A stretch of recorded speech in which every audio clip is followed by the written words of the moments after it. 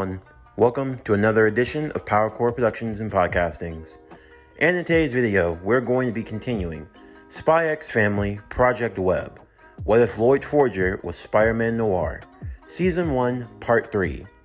As always, if you are new to the channel or if you're a regular and like what we have to offer, then please don't forget to like, comment, subscribe, share, and hit that bell for post notifications so you can stay up to date on everything that is PowerCore Productions and Podcastings that's to come out now and in the future.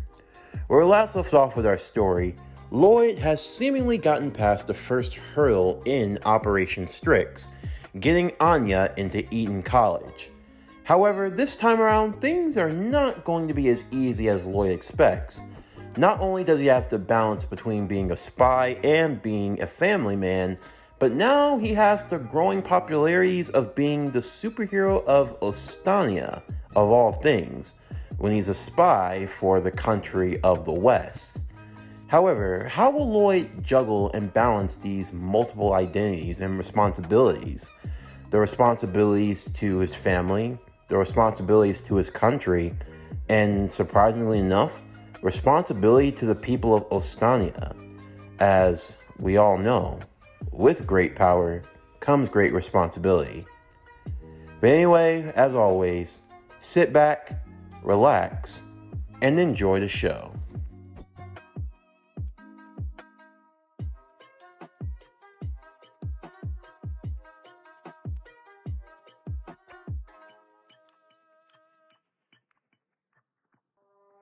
It was a bright and sunny day as Loid walked through the streets of the town, arriving in a local hardware store. Appearing to be vacant and empty, Loid made his way to the further back of the building before entering into a private hatch that led him down a secret way of corridors and elevators, before eventually arriving to a private room where a woman dressed in black with long red hair would be waiting for him. To many, she was known only as the Handler, Sylvia Shearwood, the Handler for Agent Twilight, in the organization known as WISE. Loid would give Sylvia the financial report for the expenses that he had incurred so far while on the mission. On one hand, he had to be thankful. If it wasn't for Felicia and her connections, he would have had to add renting out a large castle to the bill. Although honestly, between dealing with Sylvia and dealing with Felicia, he probably might have wanted to take his chances with Sylvia, because at least with Sylvia, there wasn't any need for payback. But with Felicia, once you were in her debt, oh, she never forgot. And it didn't matter how much of it you paid off. Even if you paid off 2 times or maybe even 3 times as much as you borrowed, you were always on the hook for something. Sylvia looking through the report as she looked up to Loid. It seems you've been a busy man, Agent Twilight. Well, being a father does that to you. I see. And you just had to get your cover blown with your powers. I didn't mean for that to happen. It's no need to worry about it. Metahumans, superheroes, whatever you want to call them, they all come and go. When this mission's over, we can just fake your death, say that the Spider-Man died in some tragic battle saving the people of Ostania. You can be hailed as a hero, and then you can start over. And maybe this time you won't get your powers revealed the next go-round. But still, it's a good thing that they haven't put 2 and 2 together. Yes, but still, you are a rather divisive figure in the public. There are those that like you and those that don't trust you. And you can best believe that those in the secret police are going to be inquiring of you sooner rather than later. I'm not dissuading you from saving people. In fact, you could say it might build up good credit with the people itself. However, I would advise that you stay on guard and to not lose sight of what's at stake. Operation Strix. The two would go over Operation Strix as they were now entering into the second phase. Of course, the ultimate goal was to get to the head of the political party of Ostania, that being Donovan Desmond. But to get close to him, it would be easier said than done, as Donovan was not the type of person to just go out to any public event. However, when it came to his children, even that was selective. Only the specialist of events could be attended by those who were students of the Imperial Scholars. But of course, to become an Imperial Scholar, you had to move up the ranks. You had to gain what were known as good merits, or Stella badges. When you gained 8 in total, that's how you moved up to being an Imperial Scholar. Of course, there was also the opposite effect. Doing poorly in school or causing mischief or trouble could earn you a Tenarius Bolt, that being a bad merit. And if you got 8 of those, you wouldn't be getting any higher up or praise, but rather you get expelled. And for Loid, that sinking feeling washed over him once again. What were the chances that Anya could get 8 Stella badges as a prize to getting the 8 bolts? Well, it was a gamble. A 50-50 shot in the dark. Truth be told, Loid had no idea of what was going to be waiting for him. But still, they had gotten this far. There was no point in them stopping now. In the meantime, Anya would prepare herself for her first day of school. As the day of the ceremony had arrived, Loid and Yuri would be watching on proudly in the stands, as the students all filed into their respective classes. Loid was thankful that Anya was in the same class as the son of Donovan Desmond, that being Damien Desmond himself, along with a treasure trove of other children, all of whom had political or high-end connections with parents themselves. For Loid, it was like a treasure trove of information. He hoped that she could become friends with all of them. All of the information he could gather from their parents, oh, he'd be set for life. He was definitely rooting for Anya's success. And as for Yuri, well, truth be told, she was a bit of a ditz. Not a bit, but a lot. She was honestly just happy to be very supportive of Anya and of Loid as well, being as good of a wife as she could be. Of course, Anya trying to make friends would be easier said than done, although there was one girl she would meet, a girl with tied up brown hair. The girl's name was Becky. Becky and Anya, although being a bit standoffish at first, would actually find that they had a connection. "It's nice to meet you. My name is Becky. Becky Blackbell Kravenoff." Anya would think. Kravenoff. Cool name. Anya would introduce herself as Anya Forger. They would talk about the little things that children normally would talk about, what they liked, what they didn't like, what their parents did. Anya would say that her father was a healing doctor, or a doctor that makes people feel better, as she didn't fully understand what a psychiatrist was. And as for Becky, she would say that her father was a famed hunter, as well as an explorer, although he was currently out of town. But whenever he came back, he always brought these neat and cool souvenirs from wherever he traveled. That sounded super cool to Anya, and she hoped that maybe she could see it someday. However, Anya and Damien, on the other hand, well, I don't need to fully explain to you what happened. If you've seen the show, you already know that Anya played a little game with Damien. She played a game called What Did the Five Fingers Say to the Face? And it didn't say slap. It said punch across the hallway and fall into a trash can. Yeah, safe to say that first day of orientation did not go so well, earning a Tenarius Bolt on the first day.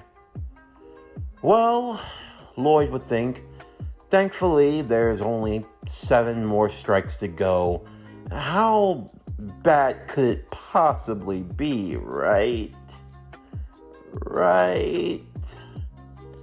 In either case, Loid still had his hands full with other things. Operation Strix was not the only thing Loid had to worry about while on his mission. No, It's a common misconception that spies only have one mission that they're going on at any given time. Granted, there are some missions that are way more important than others, and there are some missions where you're only doing the one because it takes the top priority. But when you're someone like Agent Twilight, aka Loid Forger, aka Spider-Man, you're a man of many talents, a man of many skills, and a man of many faces. As such, you don't find yourself just doing one mission.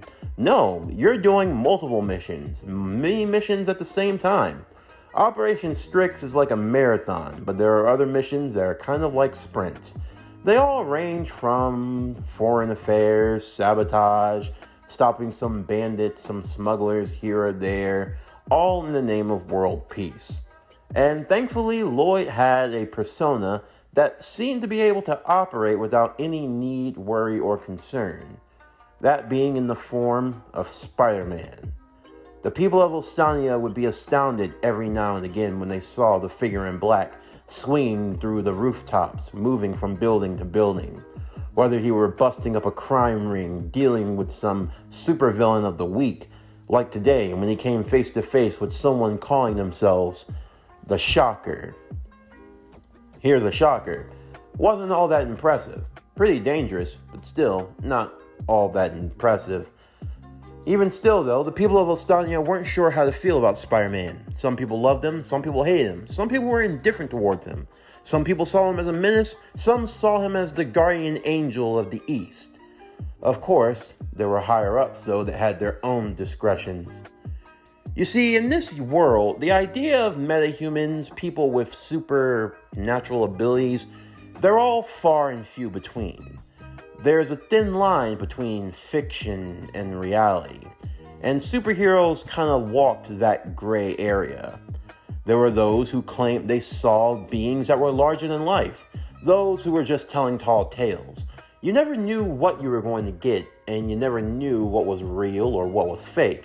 So you had to take everything with almost a pinch or maybe even a punch's worth of salt.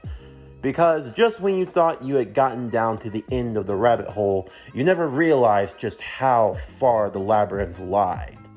You could say that Spider-Man operated sort of in that twilight, if you will. Loid never did any of this hero work in broad daylight. Very rarely did he ever need to. Most of it was whenever the sun was setting or whenever it was at night. Safe to say, there were many people who may have seen some things, and many people who may not have, so you never really knew what to expect. But even still, for the people of Ostania, and for the government in particular, they had their own misgivings. Of course, though, when it came to the Forger family, there were other troubles brewing that didn't involve fighting crime or dealing with spy stuff. It came from the simple fact that they had to try to make their marriage rather convincing, especially to Yor's brother, Yuri Breyer, who not only worked in the government affairs of Ostania, but was actually a member of the secret police, second lieutenant, in fact, at only age 20. But let's pay a visit to Yuri, shall we? Yuri's day consisted of doing many things, mundane paperwork, a couple of meetings here and there. But the time came when he got to do something that really got him motivated.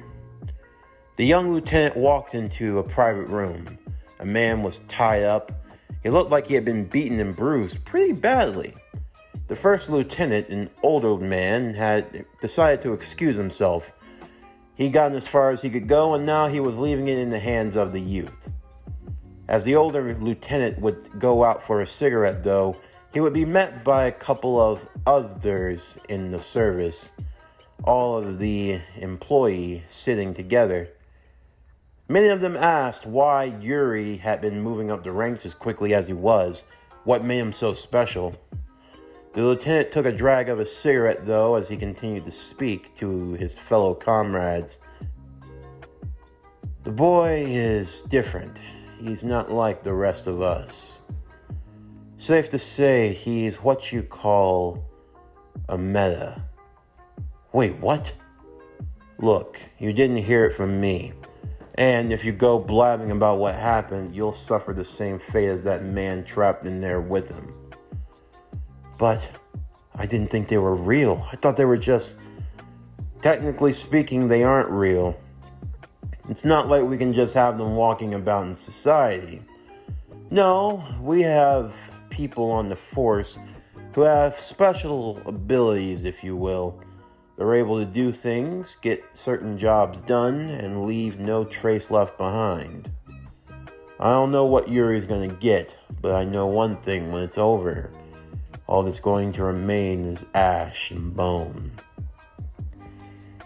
The tied-up man sat in the interrogation room as Yuri sat across from him in the desk, smiling happily. Hey there, friend. Excuse me. You know, it's that time of year when allergies start popping up. You know, it's all a thing. You like vacations, buddy? What? Vacations? You like vacations? I've been on a ton of them. I've been all around. I've seen a lot of different things, a lot of different places, met a lot of different people. I went to this island once. The folks were really nice. I got to see a lot of different sights and stuff. And you know, they have these things. They're called volcanoes. Yuri stood up slowly as he walked over to the man, wrapping his arm around his shoulder. The man could feel himself starting to get hot. Starting to sweat a little bit. Did someone cut off the AC? They didn't. You know, something about a volcano is that you could say they're kind of like the pimples of the earth. Yeah, there's a lot of stuff inside of them. And sometimes, like a pimple. Excuse me again. I don't know. I think it's something I ate. It's getting hot in here. Is it getting hot in here for you, buddy? Nah, you're good. But anyway, about volcanoes.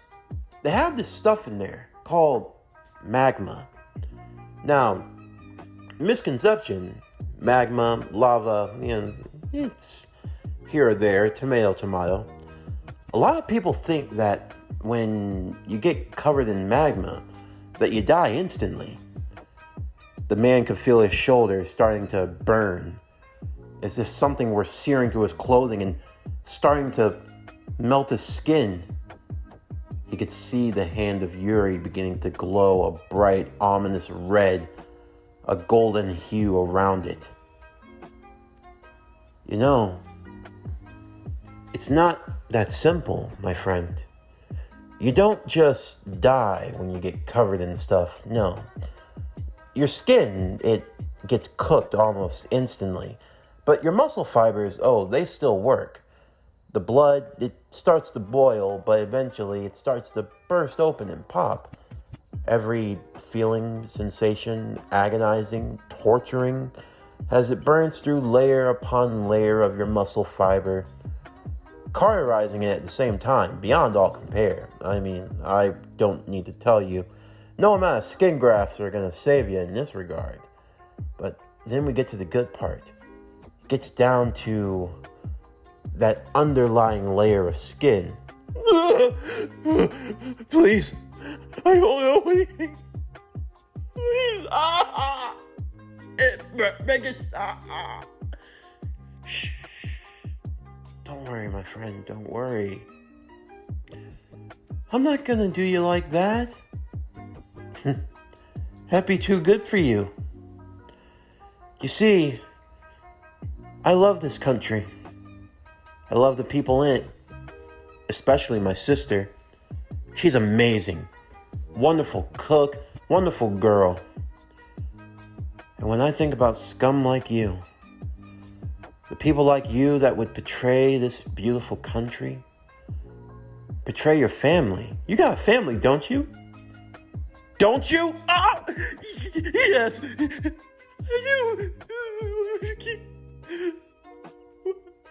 What was that? You got a what? You got a what? I got a wife. A wife and kid.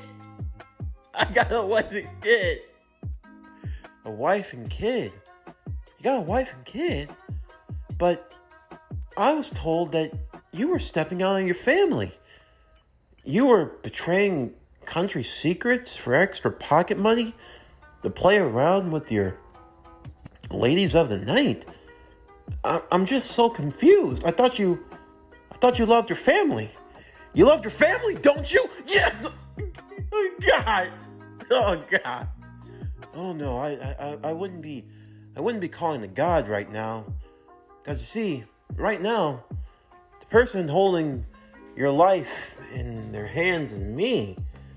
And I don't know about you, but we're going to make sure that after tonight, you're going to be a good family man. Not gonna lie, it's gonna hurt like hell. But let's just do us a favor. They would hold out the man's arm. What are you doing? Shh. What are you doing? Don't worry about it. It's gonna be okay. When this is over, I promise you'll be a better man. Wait, no. No, please. No, please. No. Yuri would arrive to the Forger family home, albeit much later than he had originally anticipated. So much so that Anya had long since fallen asleep. But even still, the meeting between the three family members was cordial. Loid and Yuri doing their best to give off the impression of being a happily wedded couple. Of course, in the beginning, all the pleasantries that were being exchanged had everyone feeling at ease, although even through the midst of what appeared to be ordinary conversation, a secret war was being waged between both Yuri and Loid.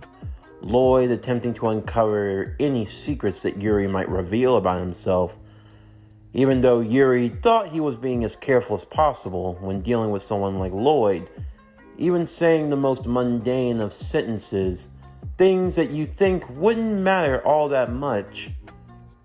The conversation can be picked up on rather quickly, and before you know it, you end up giving yourself away a lot more faster than you might think. However, ultimately for Yuri, none of that concerned him at the moment. The only thing that mattered was his sis. Well, safe to say, Yuri was a sis-con. And if I have to explain what a sis-con is to anyone that doesn't know, it's the type of thing where you have a really strong bond with your sister. A bond that's a little too strong. Sweet Home Alabama. We'll just leave it at that. Sweet Home Alabama. Yeah, Yuri was down bad in a lot of wrong, horrible ways. And, well, safe to say, Yuri was so dumb that she couldn't even pick up on it. Loid felt like the only sane one in the room. People got drunk, words got said, kisses were almost exchanged. There was a slap, a thud on the wall. Anya woke up half crazed, wondering if the world had went boom, only to quickly fall asleep. Obviously, she had her priorities in check. And by the time it was all over, Yuri found himself leaving the Forger home, battered, bruised, bleeding all over. And for Loid, well, that was just weird. Weird in every way, shape, and form, in every regard. For now, he definitely have to keep his senses about him, not knowing when or if Yuri may strike. Dealing with the secret police, the enemies to those of the agents of WEBs, it was no easy task. Even to Loid's dismay, he even suspected that Yuri might be in on it. He had even gone as far as to spy on her, even getting Frankie to help in testing her loyalties. However, when Yuri proved herself, it actually struck a chord with Loid. He realized that a true, genuine emotion, it could actually be felt. The fact that Yuri, despite being completely in the dark, despite having little to no reason, showed 100% pure loyalty to Loid, even under pressure. It caused him to think about things. Of course, Frankie had to remind him of the importance of the mission, reminding him that in the end of the day, when this is all said and done, they were spies. When this mission was over, their time here was done. And for some reason, it was almost as if Loid didn't seem to get that. Loid quickly brushed Frankie off, though. As he left and was preparing to make his way home, he stopped in a local bar for a drink. As he arrived, though, an older woman poured him a glass. She had finished cleaning some other glasses out, though. The sun was only just starting to set. Long day? You could say that. Well, I could advise that maybe you shouldn't work such long nights. But, after all, without you, the city wouldn't be as safe as it is, now would it? Loid immediately shot a glance towards her, reaching into his coat pocket. Now, there's no need for that. We're all friends here, I assure you.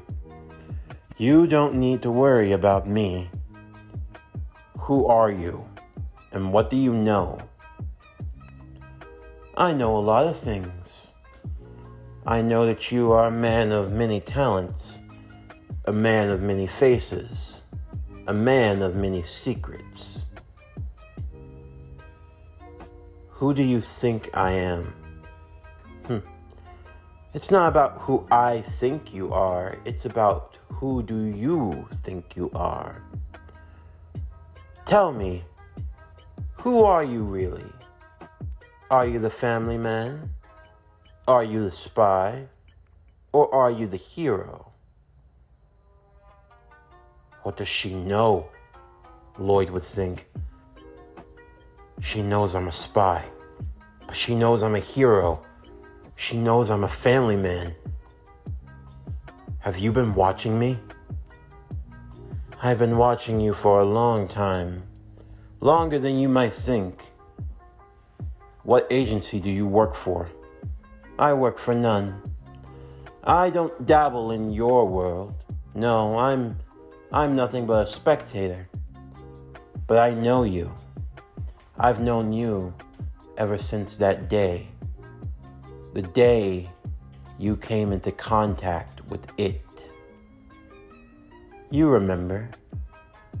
You try to forget, but you cannot. You were but simply a child lost and confused, a boy that had lost his mother. You don't know anything. I know enough about you, Loid, Twilight, Spider-Man. Loid took a step back.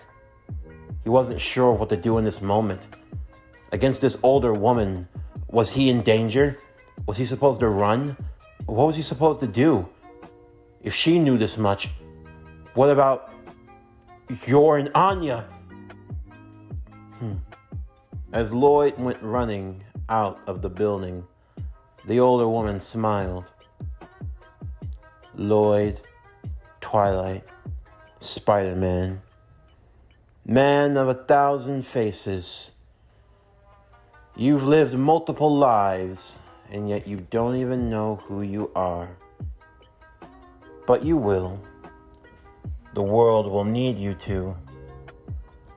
The longer you keep juggling between multiple worlds, the more of a struggle it will be. Unless you learn to trust them, unless you learn to grow your bonds, you will lose everything. Loid ran into the home, finding both Yuri and Anya sitting on the couch together playing. They were a bit startled to see that Loid had rushed in so suddenly. as he went to the both of them. Are you guys okay? Did anything happen weird today? Anything at all? No, Loid, we're fine. Yeah, Papa, we're okay. We were just waiting for you. Waiting for me? Mm-hmm. We didn't want to have dinner without you. Oh, right. I'll get on that. I can help you, Yuri would say. Mm-hmm. Me too. Okay. Let's all work together and we'll make some dinner, guys. Together, the Forger family would enjoy their meal. As Loid sat with them both, he wondered, was she right? Was Frankie right? What was he going to do when all of this was over? When the mission was over, one way or another? This atmosphere, did he really want it to end? No, he couldn't think that way. For now, he would be what they needed him to be. Whether it be a spy, a hero, or a father.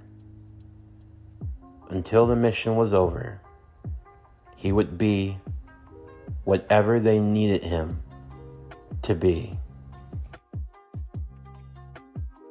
This concludes Spy X Family, Project W.E.B. What If Loid Forger was Spider-Man Noir, Season 1, Part 3. As always, if you enjoyed today's video and everything else that we have to offer, then please don't forget to like, comment, subscribe, share, and hit that bell for post notifications so you can stay up to date on everything that is PowerCore Productions and Podcastings that has to come out now and in the future. Later on this afternoon, we're going to be continuing our dose of the Daily Double as we continue with Neon Genesis Evangelion, The Spider's Thesis, What If Shinji Was Spider-Man, Part 3. Now, in case you haven't noticed or realized, when it comes to the Daily Double, we've basically done all 6 episodes that we usually do in 1 week in 3 days. So we're going to be continuing the pattern tomorrow. Now, because we're going to be doing What If Shinji Was Spider-Man Part 3 this afternoon, and we do Ava on Thursday mornings, that means tomorrow morning we're going to be doing What If Shinji Was Spider-Man Part 4. And in the afternoon, we're going to be doing Spy X Family Project W.E.B. Season 1 Part 4. So if you kind of get the idea, we're kind of doing everything in reverse. So just like how today we're going to be doing Ava in the afternoon, because we're doing Ava in the morning, tomorrow we're going to be doing Spy X Family in the afternoon. Just like we did Jujutsu Kaisen in the afternoon yesterday, we'll be doing that Friday morning. So in the afternoon, we'll be doing the Kill la Kill story. So you're kind of getting the idea of how things are going to work out. Then on Saturday, we do What If Kazuma Was Spider-Ham. We do that every morning. So when we do that in the morning and the afternoon, we'll be doing the Season 1 finale for What If Shirogane Was Spider-Man with Season 1 Part 4. So the Season 1 finale will be Saturday afternoon. So now that all that's been explained, we've gotten all that out of the way. I hope all of that makes sense for what we're going to be doing with our Daily Double. We're halfway through the week and we've still got 3 more days, 6 more stories worth of action for you all. So I do hope you'll come back around next time when we have a lot more stories here for you on the channel and everything that is to come out now and in the future. But anyway, that's going to do it for the end of today's video. I'm Javon Harrington with PowerCore Productions and Podcastings. Signing off, and I'll see you next time.